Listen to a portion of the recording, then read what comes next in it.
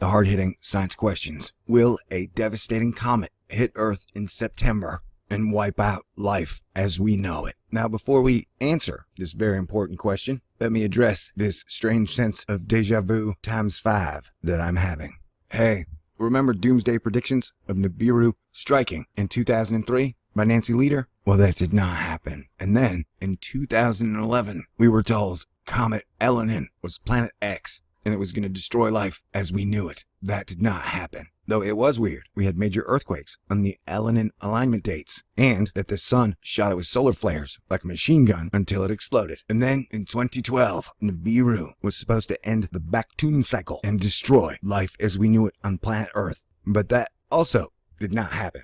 In 2013, we had some people saying Comet Ison was Planet X, or Nibiru, and was going to destroy all life as we knew it. Hey, guess what? That didn't happen either. And then, in 2015, we were guaranteed that Comet Linnea's Renee M was going to strike Earth and kill everybody who hadn't been raptured away to heaven. Hey, guess what? That didn't happen either. So it's like, fool me once, shame on you. Fool me twice, shame on me. Fool me 5 times, and I guarantee you, somebody's making some YouTube money off this. And why else would Canada be having the maple syrup resolve? Why? Because this comet is gonna freaking pancake us, people. Right?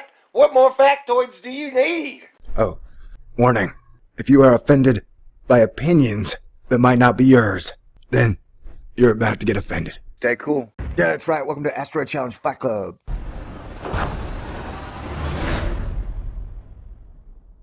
Thor News is for winners, and that's why you're here. So stick around. Hit the button, baby. This is a Thor News presentation. Thor News present. Yeah, and like, you got Planet X, Nibiru, Wormwood, Herculubus, Tiamat, Nemesis, Tai Chi, and these are all different things, man. Okay, that cleared it up. Chilling new Bible code suggests devastating comet Nibiru will hit in September. Alright, first of all, I don't know of a single thing the Bible code has ever gotten correct. Second of all, Nibiru's a planet, not a comet. So, yeah, like, seriously, bro. If Pluto's not a comet, then Nibiru's not a comet. Alright, this article is by Rivka Lambert Adler, August 3rd, 2016. After a flurry of stories about the mysterious Planet X, commonly known as Nibiru, no, they're two separate things. Planet X is a real scientific term for any planet or dwarf planet outside of Pluto's orbit. Nibiru is specifically a planet that will hit Earth or come extremely close. After a flurry of stories about the mysterious Planet X, commonly known as Nibiru, appeared from January to May of this year. Wait a second, this is my beat, lady. I don't remember a bunch of stories about Planet X. I don't remember a bunch of Nibiru stories. I remember a bunch of Planet 9 stories, but Planet 9 is not Planet 10. Planet 9 is not Planet X. Planet 9 has the scientific certification from half of all super badass astronomers in the universe. Asterisk. Alright, so this lady's saying, this reporter, asterisk, is saying there were a ton of Nibiru stories from January to May, and then talk of Nibiru went quiet over the past few months. You got any sources you'd like to name? Oh, also, the appearance of Nibiru is associated with severe flooding, untold devastation, and loss of life. I don't know, if you just wrote that in an article, that is definitely told devastation. You can't tell people about untold devastation. It's not how it works. Most predictions for the appearance of Nibiru ranged from March 24th through April 30th, 2016, which was the period between the Jewish holidays of Purim and Passover. Oh, and by the way, these dates have already passed with absolutely no sign of Nibiru. On March 17th, 2016, breaking Israel News reported that there were some alternate dates suggested. Hey, I think Renee M did the same thing last year when the Renee M Linnea's one-way ticket to the rapture never showed up. They're like, oh, January. And then that date came and went. One of the alternate dates was September 28th, 2016, which is remarkably close to the 2 new dates that International Bible Codes expert Rabbi Matisyahu Glazerson found in recent Bible Code tables. In companion videos published on July 22nd and August 1st, Glazerson found the dates of September 23rd and 24th, 2016 connected to the concept of Nibiru. I don't know, to me the Bible Codes sound like Mad Libs, but way less fun. And we'll have to look it up. Has the Bible Code ever actually accurately predicted anything ahead of time? I know that there are millions of people out there who like to read the book of Revelation and be 100% sure they know exactly how it's going to go down, even though they can't get a single prediction correct. Turning to the computer program that helps him find the Bible codes are great. So he doesn't even do it himself. He's got an app to find Bible codes. How do you know Skynet is not playing a joke on you, dude? How do you know the ghost of Albert Pike hasn't hacked your computer and is trying to make you look like a fool? You know what I'm saying? These are real possibilities. Glazerson pointed out that the code for asteroid and the code for Nibiru appear very close together. What? Can I see this code? I mean, is that how it works? If the words are close together, then they happen? I don't know. This is all weird. Nearby, there are 3 separate codes that represent the current Hebrew year 5776, which corresponds to 2015-2016. More specifically, in the same table, he found 2 separate codes for the 20th day of the Hebrew month Elul, which this year corresponds to Friday, September 23rd. He also pointed out a Bible code for Ayam, the Hebrew word that means threat. In the second video on the topic, Glazerson pointed out codes that paint a picture of Nibiru as a punishment for Obama and the United States forcing Israel to give up settlements. Okay. Are you serious, bro? Oh yeah, we're talking about Old Testament here, aren't we? In the Old Testament, God likes to punish fools. Man, and this is kind of confusing. Because if you got a planet like Nibiru or Planet X, you're going to have like a 800-year orbit, you're going to have a 1600-year orbit, you're going to have a 10,000-year orbit, you're going to have a 26,000-year orbit. So like, if God was going to do this to punish Obama and the United States for forcing Israel to give up settlements, then are we saying that God knew that Obama was going to do this 10,000 years ago? And that's how calculating God is at his revenge and punishment, that he's so mad 9,084 years past that he's going to send a giant planet to hit Earth? That don't make any sense. And you know, for the record, and I'm not defending Obama or slamming Obama, but I have heard, like I remember when Netanyahu came over here and was like, America, you suck, Obama, you suck. I'm Netanyahu. And even though you do more than any other country in the world for Israel, you're not doing enough, America. And that is why we're going to rub shit in your eye. I was like, hey, wait a second, dude, man. Like, I appreciate you guys keeping up the Jesus Museum. Because remember, right around there, I think is where he got crucified, right? And so everybody's like, we got to super protect Israel at all costs. God is going to be mad if we don't protect the place where Jesus was crucified. What?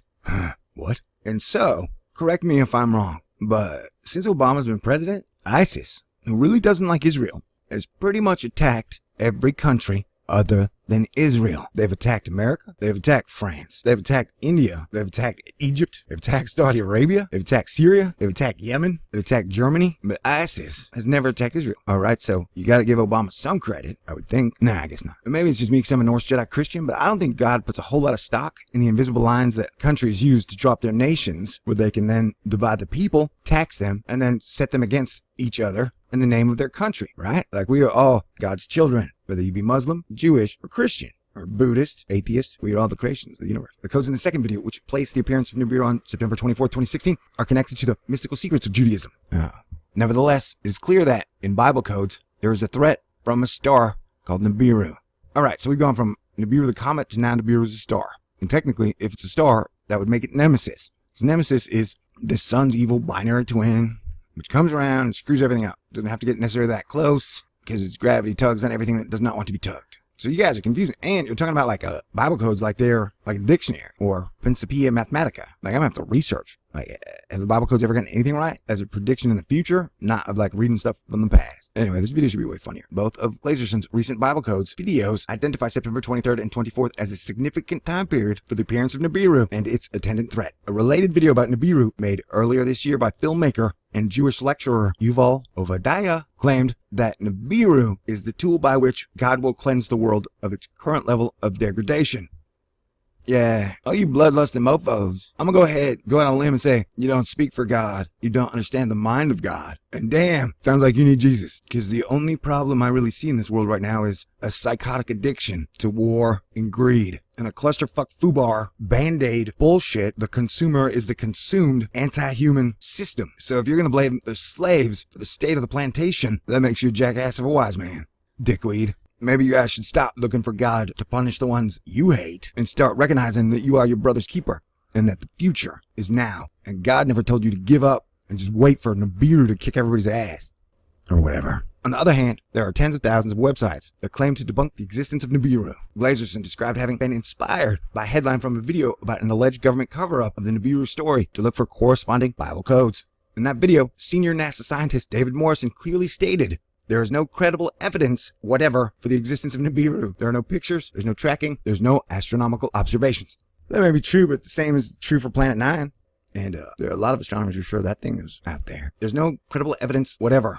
I think that's whatsoever. There's no credible evidence whatever for the existence of Nibiru. Oh my god, is Nibiru the comet going to kill us all? Oh my god, is Nibiru the comet going to kill us all? Before Game of Thrones Season 7?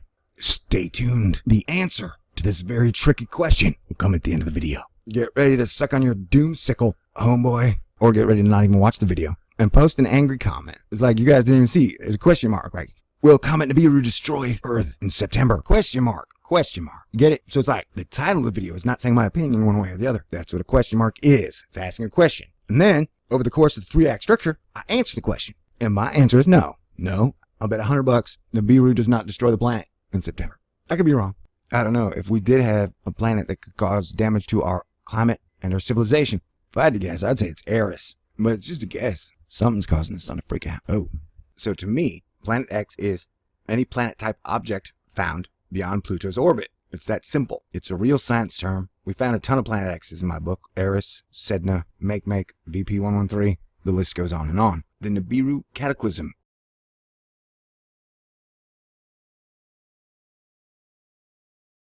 is a supposed disastrous encounter between the Earth and a large planetary object, either a collision or a near miss.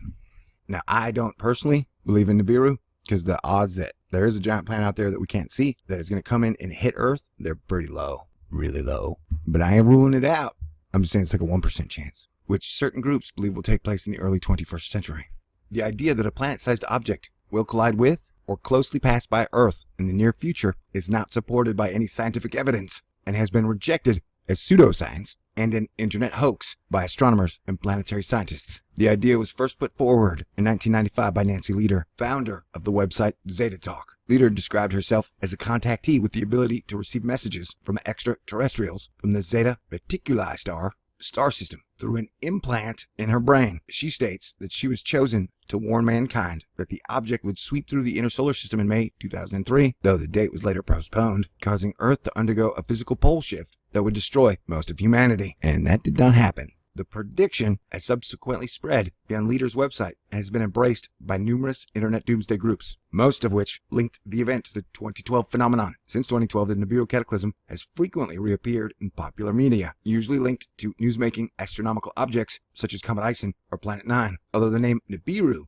is derived from the works of the ancient astronaut writer Zechariah Sitchin and his interpretations of Babylonia and Sumerian mythology. He denied any connection between his work and the various claims of a coming apocalypse. I know Zechariah Sitchin was most sad when Nibiru did not come around. And unfortunately for him, he never got a chance to CIA Nibiru with his own eyes. Wonderful psyop. Brilliant. Gotta go. Alright, this one was interesting. I can't say with 100% certainty, but no, it won't. I seem to recall back in the day, Nibiru was gonna hit Earth in 2006. Zetas were right. Well, if right is wrong, then they were right. Man, it's like Nibiru is whatever you want it to be. Planet, star, comet, brown dwarf, big wheel.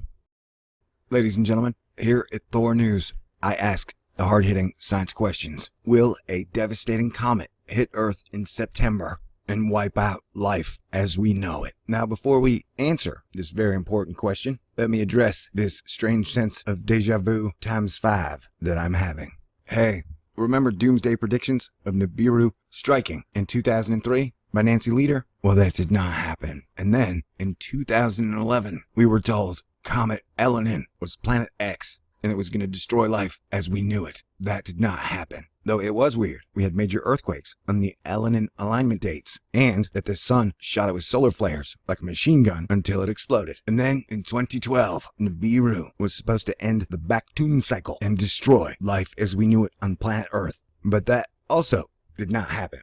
In 2013, we had some people saying Comet Ison was Planet X, or Nibiru, and was going to destroy all life as we knew it. Hey, guess what? That didn't happen either.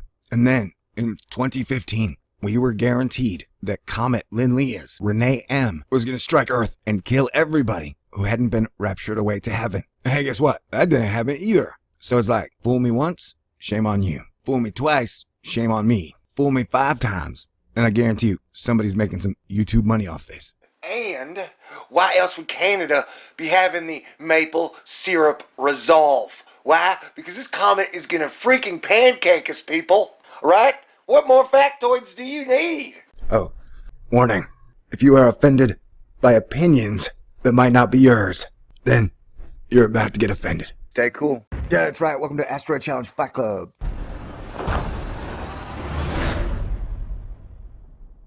Thor News is for winners, and that's why you're here.